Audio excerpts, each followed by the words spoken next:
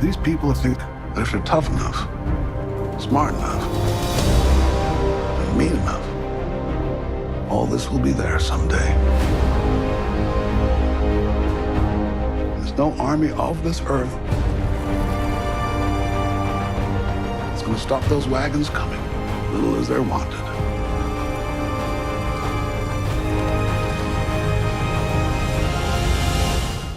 Hi, everybody. How are you today? This is Mark Chaffardini. Thanks for coming back on the Go See Talk podcast experience. I did a pause. I lengthened it out because the story and the music and the man we're going to speak to has such a long storied career. John Debney, one of our best friends, one of a great friend of the site, has had a great year. He's done a pair of epic westerns, a movie about an iconic cat, some gray houses, and since John's business is music, cousin business is a boomin'. So circle the wagons, grab your Montana mug, whatever you put in it, and welcome Mr. John Debney to the site. John, how have you been? Good to see you. Oh, I've been great. Thanks, Mark. I've been busy. You're right. It's great to be back with you. You're one of my favorites to talk to, and hope everything's been going well for you. I'm sure it's busy as heck too. Yeah, I've been busy, and pardon my hoarse voice. I've been doing a lot of Zooms and things, just talking about the movie, talking about Horizon and other things, and Garfield and many others that have been happening. Gray House, another one. And so it's really good to see you again and really good to be with you because I'm coming up for air and it's fun to talk about all this stuff and good to see you again. Well, you are such a kind man. Love having you back. And you are always welcome here. I just want to, if it's not already abundantly clear that we love you, you're welcome back anytime. So yes, please, uncork, have whatever's, I hope whatever in your mug is giving you a smile, but yeah, you should Yeah, a go little ahead, first of coffee, your labor. a little coffee. But thank you. Great to be back. It's really fun always being with you. Well, great.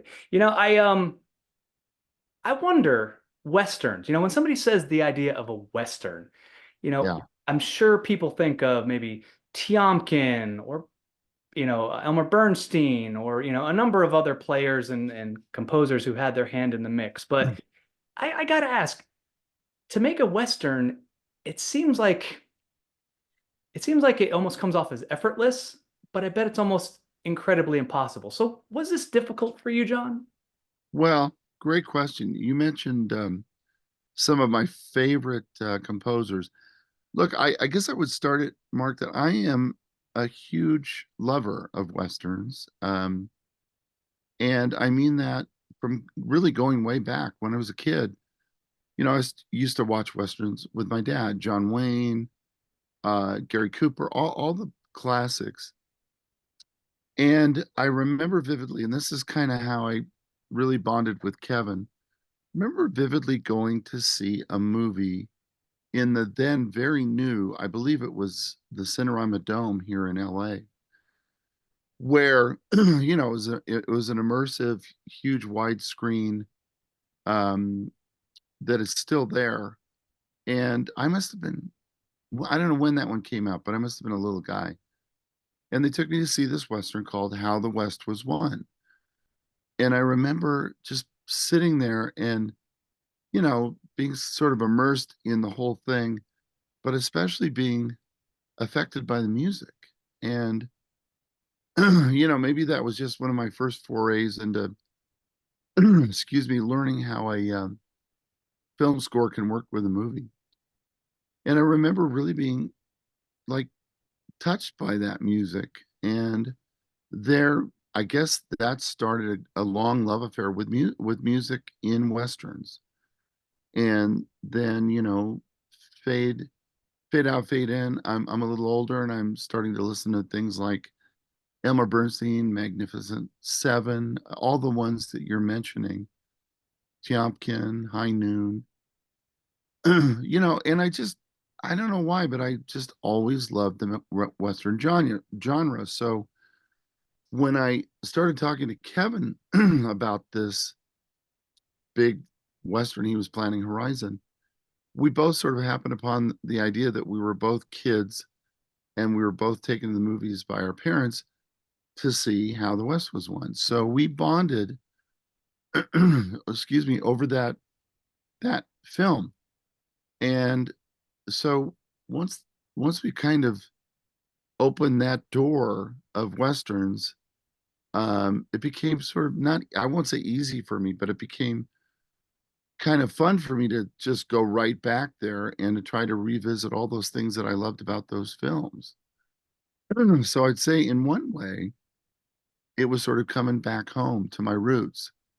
And I've done Westerns before, so it's not like I've never done a Western. So long-winded way to answer your question, it was always a genre that I loved. I loved those scores, and it was my little way to go and do an homage to all those guys that I love who wrote all those scores. I guess that's the way I'd say it. I just loved it. Well, I almost wonder, it's like that phrase, if what's it? If you love your job, you never work a day in your life, something like that. So the idea that this came Yeah, from, your heart and your soul and something that touched you as a child long ago, yeah, just effortlessly pull it out of the ephemera. I think so. And it served me well because we didn't have a lot of time. When Kevin called, we were kind of under the gun. Lo and behold, he had a 3-hour movie that I had to write 3+ hours of music for. It was daunting, but then you get in the trenches and you start working, and ideas start coming. And I was very fortunate. I came up with some thematic ideas early, and played those for Kevin, and he quite liked them. So yeah, it was one of those fortunate things where the, the clouds opened up, and ideas came, which is not always the case. So it was very fortuitous for me. Well, I mean, to say I loved it is an understatement, but I think that there is a framework that you have to go into for this movie specifically, because what this movie did so well is it didn't give you something that was small scope, small scale. I mean, Yeah. an American epic, chapter one of a larger story. You almost have to go into it with the idea of what it's not.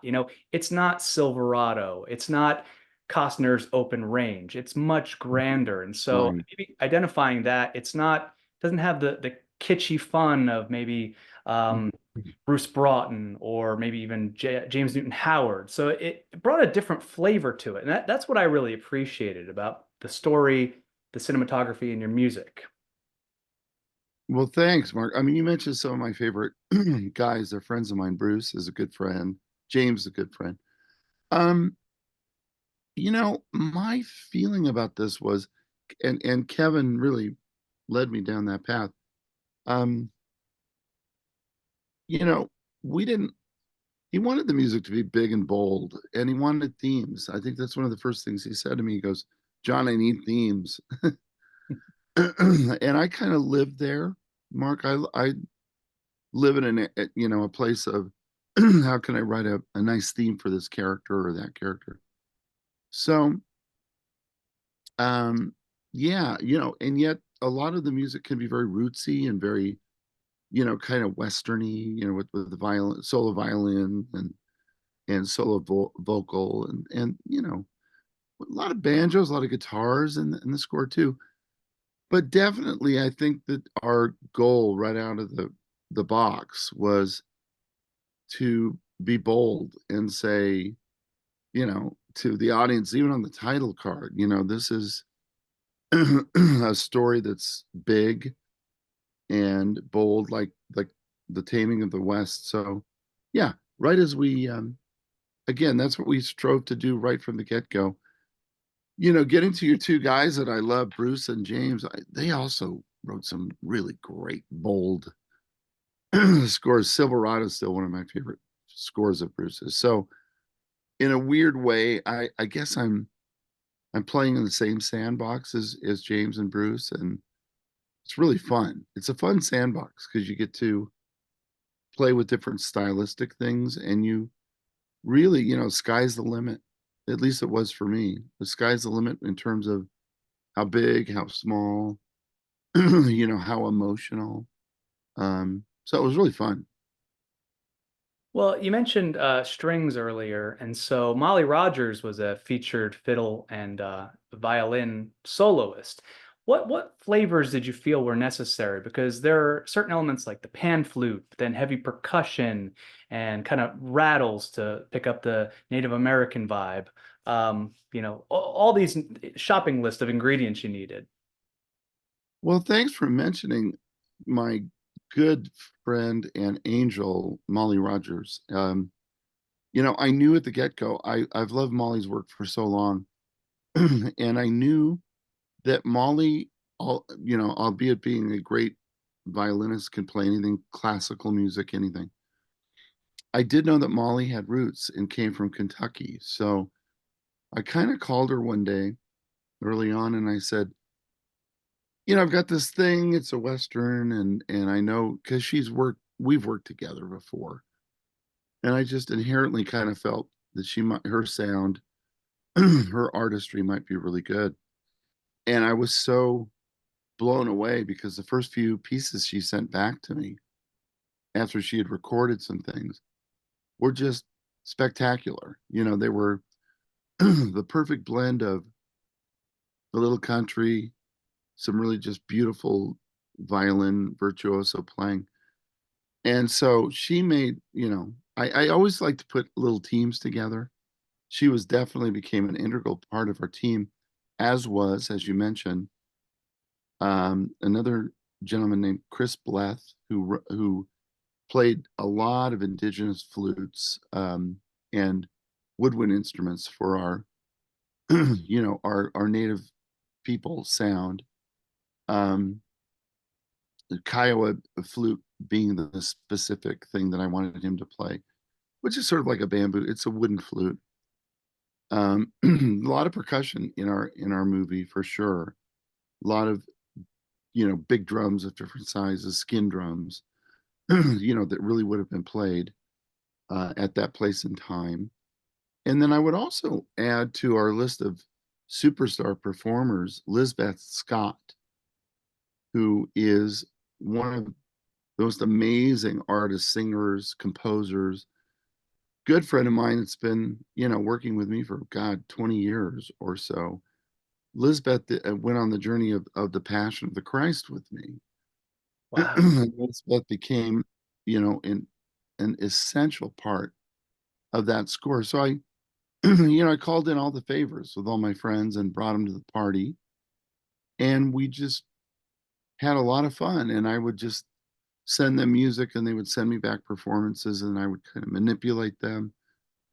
And then all of it, was sort of put together. And then we eventually recorded in the UK, the big orchestral material. So just a great, like, family effort. And that's got to be incredibly fulfilling and happy just to have that joy of your friends and continuing this relationship because that does yield some of the best work. It really does. When you meet people that you love and that are just those kinds of world-class performers, you just look for projects that you can re-team up on. And you know, so it is a joy. It is a joy when you can revisit and then expand your your work with your family. It's very, very cool. And you have to be a bit of a casting agent, I think. You have to, as a composer, you have to kind of think of players who can bring out certain things that you're looking for. And so I'm forever grateful. I had a couple of the greatest guitarists in the world, um, who I'm not sure I'm at liberty to tell the world their names, but they knew who they know who they are. And so I had great guitar players, banjo. I had two guys that played everything, and I was always blessed. I was blessed by everyone's amazing contributions, really. Well, it's so great how it feathers itself into this story because I think the two words that I can use to describe this entire effort are pain and promise. And I think that really does kind of encapsulate what every one of these characters go through. And I can't say enough positive words about how this story, it reminded me of David Lowery's movie A Ghost Story, which it's a very conceptual film about a ghost, experiencing different Yeah, eras through time. And yeah, so I just love that this felt like the same thing where I mean, you don't even see where people come from. You just see people in transit to show you that, there's really no starting point for anybody. I think that's a nice parallel to life. So trying to yeah. graft music onto this, again, I think to me, it would be incredibly difficult. You say otherwise, but I just love how it all works. And, that pain and the promise is just what propels people throughout history. And it's a remarkable movie and effort. So I just Well, boy, that's so kind of you and really well put. I think one of the challenges with the movie is just what you're describing. Kevin, this, he really does conceive of this as chapter one. When he says American Saga chapter one. And so inherent in that is a bit of a problem in that you don't see a lot of backstory. You don't, there are characters that come and go, as you said.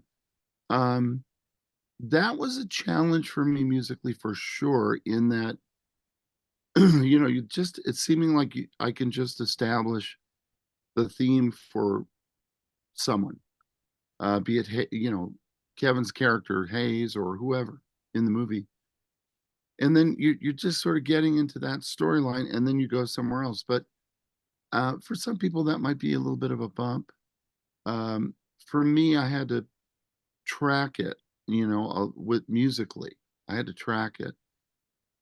And Kevin is always changing the movie. So it was a bit of a challenge musically to do that. But I would say in that, if you kind of leave a little bit of that structural part of your brain at the door when you go see this movie, I think what I love is the way you experience it, Mark, and what you came back with. It is that it's sort of introducing a bunch of characters, hinting at their storylines, and then what I'm happy to say about number two that will come out in August is that you're really going to see a lot more and learn a lot more about these people. And the idea then that Kevin has is in three and four is to really tie it all together to the point where I think in three and especially four, where you're really gonna see everything come together. So I love your description. I also felt, excuse me, and I felt there's a nobility to all these characters. And what I mean by that, even though some really tough things are happening, historically, all the things that we know happen, good, bad, and ugly, there was always an ability to I'm not necessarily saying to the bad people, but I'm saying to the native peoples, to our characters that are kind of really all striving to get somewhere, and be it this town of Horizon, which they all talk about, and they all have the paper, and you see it throughout the movie. So in creating these themes, I really wanted to hint at the noble nature of the broader, Western taming of the West. I hope that makes sense. The main theme of this movie, it can play for the settlers, it can play for the Native Americans, and I do that with the score. And it was kind of interesting for me because at first I thought, and I'm really getting nuts and boltsy with you, Mark, and your please listeners. do. Please do. Just bring it on. Just bring it. Well, at first I thought, okay, I've got to establish a theme for Horizon, which is the Horizon theme, which is really the main theme. And in that Horizon theme, I'm going to play it. I knew I was going to play it here and there. But then I realized when we get into the Native Americans storyline, you know, should I create a separate theme for them? And I thought long and hard about it and talked to Kevin about it ad nauseum. And really what came out at the end of the day was me trying this main theme under the Native Americans traveling, or, under the wagon train traveling, and under, let's say Sienna Miller's incredible character when she has to deal with finding the bodies of her husband and her son. So that this main theme hints and comes in and out. And what Kevin and I found at the end of the day, honestly, is that theme seemed to glue some things together in a good way, in the way that you hope it will, that sort of imparts a familiarity to the audience, once they've heard it a few times. And then, of course, going to the very end of the movie, you hear a huge version of it in the ending montage, which was really fun for me. And Kevin, sort of a big gamble, I think, was to put a montage at the end of number one, hinting at what you're going to see in number 2 and 3 and 4. So thematically, the main theme plays all the way through the film, and people, it seems to work. Then there's the love theme, which was just straight from the heart to, Kevin's character with Marigold. There's a love theme for them. I call it Marigold's theme. And then there's a couple other sub themes. There's a theme that really you hear, interestingly enough, during the dance hall in the beginning of the movie, where the settlers are in a dance. They're having a Saturday night dance, whatever it is, and you hear this little fiddle tune, and it's being played by the band, and that becomes kind of the settlement. I don't know what to call it, really. It's the settlers theme. It's the kind of Western movement theme, and that theme then presents itself a number of times in the movie. One of the biggest being when, without spoiling it, when the settlement gets destroyed, and you hear the very end of that, this one family does something very rather heroic, and you hear this really big version of the settlement theme, and it's really trying to say that this is a heroic moment for these settlers, that this father that doesn't want his family to get to have terrible things done to them, and it's sort of a self-sacrifice moment. So all these themes have a reason for existing, and the thing I love most about one of the things I love most about Kevin is that he's a very good musician, and once his ears got attuned to these themes, he would help me plug them in. He would actually call me and say, "John, I think it should be this theme," and he would hum it, and I go, "Oh, yeah, you're right. We should put that there." So anyway, it's all very kind of organic. It's all sort of planned and unplanned, which it always is, by the way. And that's kind of the whole structure of the whole score. Well, I'm really glad you mentioned that scene in the tent, because amongst a myriad of, I didn't expect that was shocking. I mean, there's a lot of these things that just show you how tough it was to be a settler, to establish a farm, just live in those days. And so when you have a moment like that layered in with the beautiful medley and the fiddle, it just eats at you. And I think a track like that, or maybe was it Cloth Flowers? I mean, talk about a glass of water after a handful of salt. It was like, oh my gosh, I'm gonna tear up. It just, that's what you're great at, is those Man, heartfelt moments. Mark, you're reading my mind. I got a chill when you said that, because But right before you said cloth flowers, I thought of that scene. That's one of my favorite scenes in the whole movie. I guess, especially me with what I do, I really have to get emotionally attached to characters and storylines, and cloth flowers and that whole area of the movie. That area of the movie to me is extremely poignant. We're gonna you see the budding romance of this one soldier, with um, this young girl, and that struck me as really emotional. That these soldiers are now going to go off to war, basically. Um, and you had a moment where this little girl makes little cloth flowers for them, or she takes it off a blanket and kind of manipulates them and gives them to the soldiers. And I just thought that was a terribly poignant, beautiful moment. And that was a piece of music that literally, when we recorded it, um, I think I was in tears and Kevin was in tears, because it's it if you have a heart, you kind of feel that moment.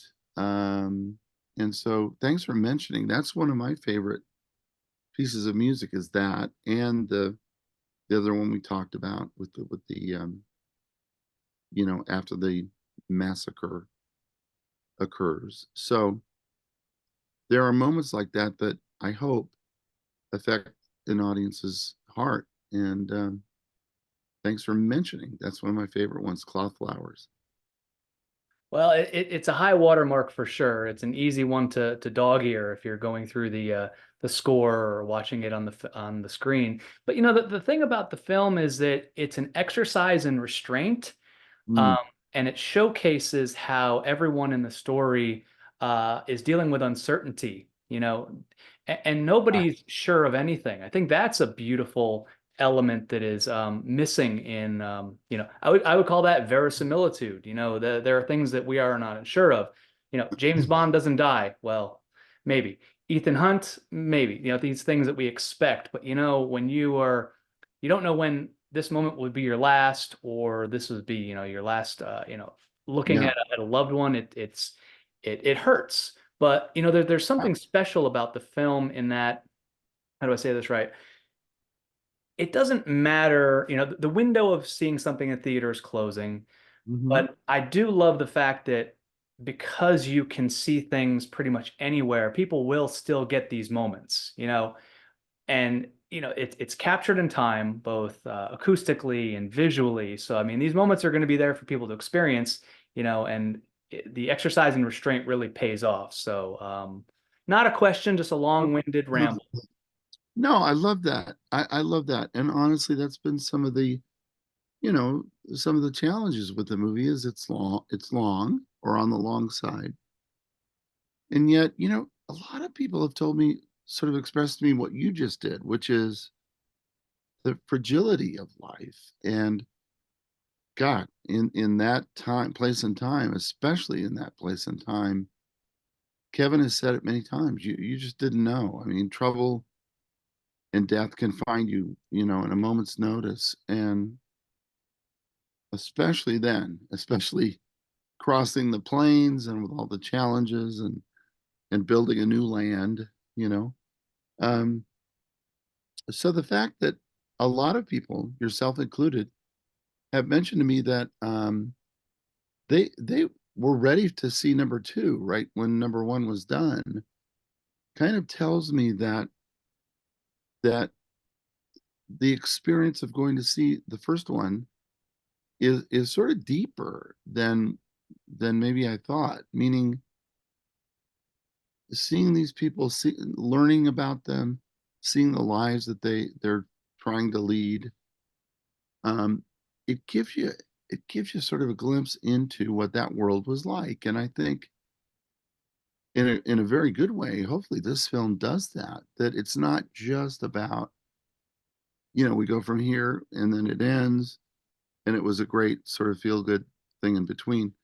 This one, I think this one makes you think a bit. And even though I've seen it a bunch of times, my wife and I talked about it last night. We thought, we should go see it again because it's more of an experience. That's, I guess, what I'm trying to say, Mark. It's more of a cinematic experience than just a movie. And I think that's a big compliment to Kevin. This is what I think he's trying to say is that, come to the theater, enjoy the huge imagery, the bold imagery, the music, the sound, the grittiness, the dustiness of the plane. And I just have to give it to him. I mean, I think, he's trying to do something that is very kind of rare. And that's why he's such a great filmmaker, and I think he's also, I can tell everyone out there, he's just a great guy. And he eats and lives and breathes this stuff and really thinks about it. And so again, I'm just grateful to be a part of this. And I hope that people give it a chance, even though it's a little long. Yeah, you may have to go to the restroom once, but it's I hope everybody gives it a shot and gives it and go watches it, and especially during this season of 4th of July and the history of our country. I think it's food for thought to go see it. Certainly. And touching on An American Saga, I'm going to steal something from a famous British thespian, Timothy Dalton. He talked about walking out of seeing The Lion in Winter. Hmm. And John Barry did that score. And he said something to the effect of, he walked out and he was trembling. And so going back to what you talked about, the montage, which I would love for people to experience it themselves, all I'm going to say is that, Mr. Debney, you completely uncorked. I had a tear, as Conrad Pope likes to say, it's when composers can uncork at the end of a film, but I came out shaking like Timothy Dalton, had a tear. And as the song goes, I like my whiskey neat, and I love it when John Debney pulls up my heartstrings. I might have made that last part up, but Mark, you're so kind. I mean, listen, I hope everyone feels the way you do. I feel that way. When we first put this thing together and Kevin talked about a montage at the end of this film, none of us really knew how that was going to work. But then as I started working with the main theme and started playing it for Kevin, and by the way, all kudos to him because he built that. The whole ending of this movie is 12 minutes or more of music. And when we hit this montage, I think it does take people's breath away. I hope it certainly did to me and to others when we're on the dub stage finishing the movie.